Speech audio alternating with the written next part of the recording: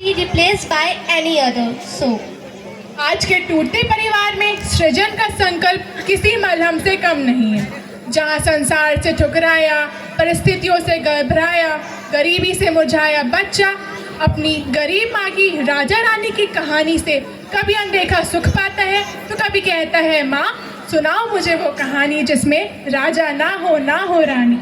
मेरी बात को चरितार्थ करता प्रस्तुत है यह अगला कार्यक्रम। माँ सुनाओ मुझे वो कहानी, माँ सुनाओ मुझे वो कहानी।